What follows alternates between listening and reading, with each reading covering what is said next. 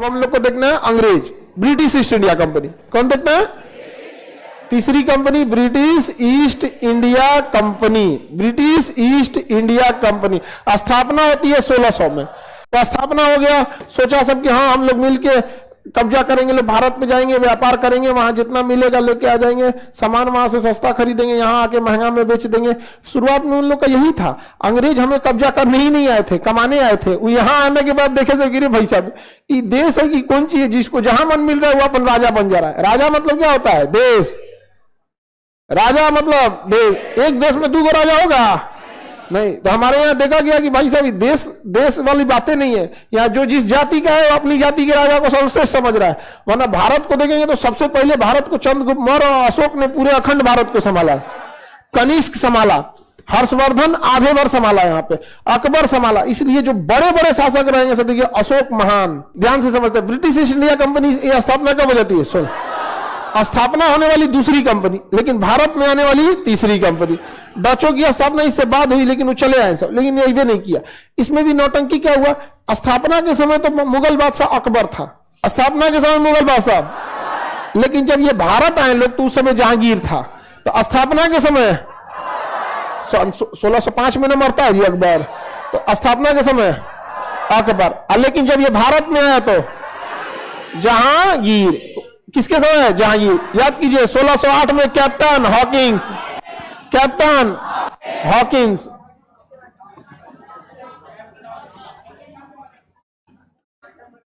ठीक है, चंद्रबिंदु भी लगेगा। Captain Hawkins. और 1615 Thomas Roe, Thomas Roe, Thomas Roe. याद है? जागीर के काल में आए थे सब। स्थापना कब हुई थी? अब ध्यान से समझते हैं ब्रिटिश ईस्ट इंडिया कंपनी के बारे में, क्योंकि इसको ध्यान से देखना है आप लोग को। यही सोच रहे सब यहां रह गया सब। और इन्होंने ब्रिटिश ईस्ट इंडिया कंपनी इतने समझदार थे, ये किसी भी लड़ाई में उतना ही पड़ते थे जितना इनको फायदा हो। बस बहुत ज्यादा लड़ाई को सीरियस नहीं लेते थे, जहां तक फायदा होगा वहीं तक काम करते थे। इनके लड़ाई का मकसद ही था, ये राजा बनना ही नहीं था। और भारत के लोगों की मेंटेलिटी था कम में कमाए लेकिन राजा रहे। और इनका कहना है कि अरे भैया राजा मत दो, हमको कमाने दो यहाँ पे, बस उसको मतलब नहीं, राजा तुम ही रहो। भारत के आदमी को कमाने से मतलब नहीं था। अभी देखिएगा ना, घर में कुछ रहे ना रहे, ताव में देर चलेगा। अब कह दीजिएगा कि अरे थोड़ा आराम से बोलिए, अरे हम झूठ के काहे बतियाएंगे और करके बतियाएंगे। बकलोल, हम लोग के यहाँ तो ये सब चीज जहू बहुते ज्यादा है। गांव में देखिएगा ना, जो ढेर तो मीडियम टाइप का आदमी रहेगा ढेर उछलेगा, ये तो आदमी परेशान रहता है ये सबसे। आगे बढ़े तो हम देखते हैं ब्रिटिश ईस्ट इंडिया कंपनी है और इन्होंने अपना पहला कारखाना कहां डाला? सूरत में। पहला कारखाना सूरत में। पहला कारखाना अच्छा, सूरत में कौन सा खेती हो रहा था? कपास वगैरह अच्छा से मिल जाता। और ब्रिटेन में कपड़े वगैरह के लिए बहुत प्रचलन था। तो महाराष्ट्र और गुजरात के कपास को लेते थे, वहां से धागा वगैरह बना कहां भेजते थे? ब्रिटेन। और ब्रिटेन से मॉडर्न डिजाइन के कपड़े आते थे, मॉडर्न डिजाइन के कपड़े आते, कोट वगैरह। और वहां की मशीनें देखिए, मशीन से अगर कपड़े को बीनिएगा ना तो उसकी रेसे छोटे रहेंगे, पहनने में थोड़ा स्मूथ रहेगा। यहाँ पे हमारे यहाँ जो था हाथ से चलने वाले हेलमेट थे, वो गमछा ऐसा कपड़ा रहता था, धागवा दिखता था, हाँ इससे से ऐसे गया है यहाँ पे।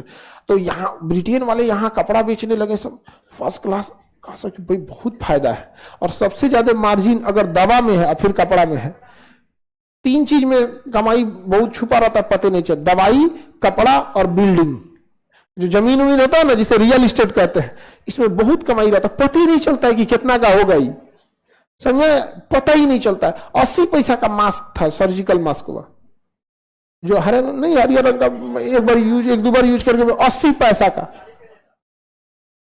बढ़िया साइज, बढ़िया टाइप, 80 पैसा का। सोचिए मेडिकल में बहुत सारा ऐसी दवाइयां हैं ना जो 15 रुपया की आती हैं, 100 रुपए की बिकती हैं। वहां बिल्ड जमीन का व्यापार, अरे एक के जमीन में अगर 4 बार बेच देता है सर। कपड़े वगैरह का भी व्यापार बहुत मार्जिन होता है यहाँ पे। गुजरात वगैरह में जाएंगे, महाराष्ट्र साइड में, वहां भी बहुत व्यापार होता है ये सबका, थोक में कपड़ा बिकते हैं सब। और कपड़ों का तो आइडिया पुरुष को उतना नहीं रहता है, आप लोग को तो ज्यादा आइडिया रहता है, पुरुष को ही सबसे मतलब नहीं रहता। आपको 900 के भरोसे कपड़ा का दुकान चले तो डेली 2 कंपनी दिवालिया होगी। हाँ, पुरुष सबको ना शौक नहीं होता है कपड़ा उपड़ा पहनने का, वो उनको ये होता है कि टोक मत दे, कहता है ए भाई 15 दिन से ये पहन ले बढ़ाओ, वो इस डरे चेंज करता है। उनके अंदर शौक होता है ये आप लोगों को, और अगर उसको शौक हो गया ना कपड़ा उपड़ा चेंज कर रहा है तो समझिए कहीं ना कहीं डेमो दे रहा है। कहीं ना कहीं नया नया बतियावल शुरू किया है कहीं कहीं, अदरवाइज में उसको शौक नहीं, इंटरनली तो उसको शौक नहीं होता है, नहीं समझे। अगर उसको शौक है, अगर बहुत कहीं बाल उल झाड़ के एकदम निकल रहा है एकदम, तो समझिए कि गई लो बाबू जा। तो आप लोगों को तो शौक होता है एकदम, यहाँ पे सबका अपना अपना मेंटल बनावट भी ऐसे होता है, सबको अपने अपने यहाँ पे। तो इन लोगों को बहुत फायदा हुआ, किन सबको, ब्रिटेन वाले अंग्रेज वालों को, अंग्रेजों को यहाँ पे। अब अंग्रेज आगे आने लगे सब यहाँ पे, अंग्रेजों ने 3-4 ठो किला बनवा दिया, मद्रास में किला बनाया, कहां बनाया, मद्रास में किला बनवा दिया, कलकत्ता में किला बनवाया, कहां कहां, मद्रास और कलकत्ता में। किला का नाम पूछेगा, किला का नाम मद्रास में है saint George, saint George, saint George किला। कलकत्ता में विलियम किला, विलियम किला, विलियम किला, वहां के राजा का नाम था इंग्लैंड का विलियम किला। अब देखिए किला को अंग्रेजी में फोर्ट कहा जाता है, क्या कहा जाता है, फोर्ट, क्या कहेंगे, फोर्ट। तो इसको कहेगा फोर्ट सेंट जॉर्ज, विद्यार्थी को याद नहीं होगा, अरे सीधे बोले सेंट जॉर्ज किला, सेंट जॉर्ज किला, और को बोलेंगे हम फोर्ट सेंट जॉर्ज, लगे कोनो दवाई का नाम है, नहीं ना होगा। सेंट जॉर्ज के नाम पे किला बनाया, जैसे अकबर का किला, इलाहाबाद का किला, लाल किला, उसी को कहेंगे रेड फोर्ट, लगे को नया चीज है। सेंट विलियम का किला, फोर्ट विलियम, क्या है, फोर्ट विलियम। तो एक हो गया फोर्ट विलियम, सेंट जॉर्ज, ये क्या बनवाया, सब किला बनवाया, सब किला बनवाया यहाँ पे। और इन लोगों को चाहता था सब बहुत ज्यादा व्यापार करने के लिए, इस वजह से इन्होंने देखा कि भारत में विवाद कम से कम रखा जाए, इन्होंने डिस्प्यूट कम से कम रखने की कोशिश किया। तो 1661 ईस्वी में ना, 1661 ईस्वी में ब्रिटेन के राजा और पुर्तगाल की रानी, पुर्तगाल की रानी, ये दोनों फंस गया सब। ब्रिटेन के राजा किससे फंस गया, पुर्तगाल की रानी से। राजा का नाम था चार्ल्स द्वितीय, क्या नाम था, चार्ल्स द्वितीय। फंस गया किससे, कैथरीन से। किससे फंस गया, कैथरीन से। क्या हो गया, कैथरीन से फंस गया। तो ब्रिटेन के राजा चार्ल्स द्वितीय का विवाह हो गया किससे, कैथरीन से। हाँ, कैथरीन से। इससे फायदा हुआ ब्रिटेन वाले को, ब्रिटेन वाले को क्या हुआ, फायदा हुआ, क्योंकि पहले से थे पुर्तगाल वाले भारत में, पुर्तगाली से भारत में पहले से थे, और उनको 100 साल ज्यादा का अनुभव था, और सारा अनुभव साझा कर दिया पुर्तगाल वालों ने किससे, ब्रिटेन वालों को। अब ये तो दोनों सब रिश्तेदार हो गया, सब समधी हो गया सब यहाँ।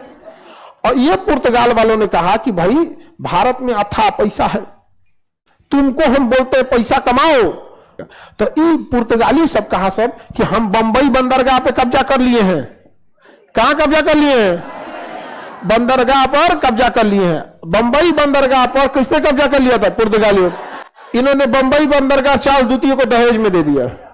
किसमें दे दिया, दहेज में दिया। क्या पैसा वैसा कोई दिक्कत नहीं, घुमाने उन्होंने लेते आइए गए यहाँ पर हीरोइन, आई सबको भी कैथरीन उथरीन थी यहाँ पे, इन सबको पता नहीं अभी महारानी कैसे दिमाग का शासन करती, सब हम लोग को कोई खास तो आइडिया नहीं।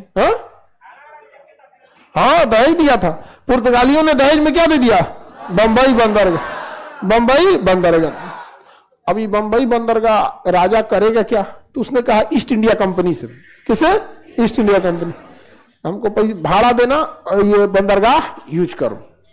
बंदरगाह यूज करने लगे सब। अब जब यहां पे आया तो देखिए अंग्रेजों के साथ कितना प्लस पॉइंट था। तो जो ब्रिटेन वाले थे सब, कौन वाले, ब्रिटेन, इनसे किसी को झगड़ा, कितना फायदा हुआ। पुर्तगालियों से क्या हो गया, बिया हो गया, पुर्तगालियों से बिया। अब तो कभी ये सब लड़ाई होगा नहीं।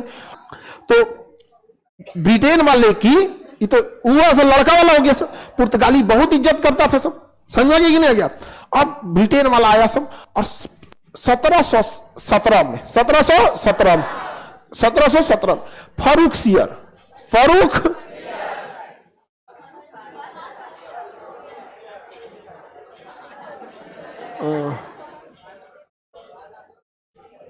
फारूक सियर, इस ससुरा बीमार पड़ गया। क्या पड़ गया? बीमार पड़ गया। अंग्रेज डॉक्टर, याद करिए, हैमिल्टन, अंग्रेज डॉक्टर हैमिल्टन, हैमिल्टन ने क्या किया? इलाज किया। इस ससुरों ने, फारूक सियर ने क्या कर दिया? मान्यता दे दिया। क्या दे दिया? मान्यता दे दिया, जिसे ब्रिटेन का क्या कहा जाता है? Magna carta, Magna carta. और यही फारूक सियर मराठों को भी दिया था। तो पहला मैग्ना कार्टा मिल गया किसको? फारूक सियर को। तो ये खुलेआम व्यापार कर सकते थे और पुर्तगाली ने रोकने वाले नहीं थे। अब इन्होंने आगे बढ़ना चालू किया। 1757 आया, 1700 पलासी की लड़ाई लड़ लिया सब। कौन सी लड़ाई? अब बंगाल जीत लिया सब। पलासी की लड़ाई में क्या जीत लिया सब? अंग्रेजों की यह तीसरी जीत साबित हो गई। पहला पुर्तगालियों से बियाह कर लिया। अगर पुर्तगालियों से बियाह नहीं हुआ रहता ना, तो भारत में आप दो लड़ाइयां देख रहे होते, पुर्तगाली और अंग्रेज, ये आपस में लड़ रहा होता सब। लेकिन वो बियाह कर लिया सब। यहां पर आइए फंस गई। कौन? कैथरीन। अब ये फंस गई कि वो फंसा लिया, कौन जान रहा है यहाँ पे? हाँ, अब बियाह हो गया। अब भारत का अब कोनो उससे क्या मतलब है? यहाँ पे बियाह इसी का हुआ, इससे फायदा इसी को ना हुआ यहाँ पे। चाहे ही फंसाए चाहे ही फंसाए, चाकू गिरे तरबूजा पे, चाहे तरबूजा गिरे चाकू पे। तो आखिर फायदा किसको हो गया? ब्रिटेन वाले को। तो ब्रिटेन वाला को पहला जीत तो यही मिल गया। दूसरा है सीआर दे दिया, फारूक सियर वाला क्या दे दिया? मान्यता दे दिया। क्या दे दिया? मान्यता दे दिया। 1757 में पलासी की बंगाल जीत लिया। क्या जीत लिया? बंगाल जीत लिया। 1759 में वेदरा का युद्ध, वेदरा का युद्ध, वेदरा का युद्ध मार के डचों को हरा दिया। किसको मारा दिया? भाग यहां से, डच मार दिया। भागो, हो गया काम। अंग्रेजों को देख रहे हैं कितना तेजी से जीत मिल रही है। सबसे पहले हाँ बियाह कर लिया फारूक सियर से, मान्यता ले ली। 1757 में बंगाल जीत लिया पलासी के युद्ध, वेदरा के युद्ध में डचों को हरा दिया। और जस्ट अगले साल 1760 में वाडिवास का युद्ध। कौन सा युद्ध? वाडिवास का युद्ध, वाडिवास का युद्ध। वाडिवास के युद्ध में फ्रांसीसियों को हरा दिया। किसे हरा दिया? फ्रांसीसियों को हरा दिया। 1760 के फ्रांसीसी युद्ध में किसे हरा दिया? बताइए कितना किस्मत अच्छा है अंग्रेजों का। देख रहे हैं, जीतते जा रहे हैं, सब जीत रहे हैं, ऐसे कि नहीं? अब देखिए आगे समझिए। जस्ट अगले साल 1761 पानीपत, पानीपत कौन सा लड़ाई? इसमें किसकी हार हो गई? मराठों की। अंग्रेजों ने एक गोली नहीं चलाया। अहमद शाह अब्दाली आया, मराठों को हराया, मराठे यहां समाप्त हो गए, अहमद शाह अब्दाली चल गया। अंग्रेजों ने क्या किया? बाहर भाई किस्मत। समझ कि नहीं गया? समझा? मराठे जीत गए, मराठे यहां हार गए। अब अगली नंबर था मुगलों को हराने का। जो मुगल यहां मान्यता दे रहे थे, अब मुगलों को हराने की बारी थी। तो जस्ट 1764 बक्सर का युद्ध। कौन सा युद्ध? बक्सर का युद्ध। बक्सर के युद्ध में इन्होंने किसे हरा दिया? मुगलों को। शाह आलम द्वितीय मुगल को हराकर पूरे भारत पर कब्जा कर लिया। अब अंग्रेजों को हराने वाला, लड़ने की जरूरत ही नहीं, किसी से लड़ने की जरूरत ही,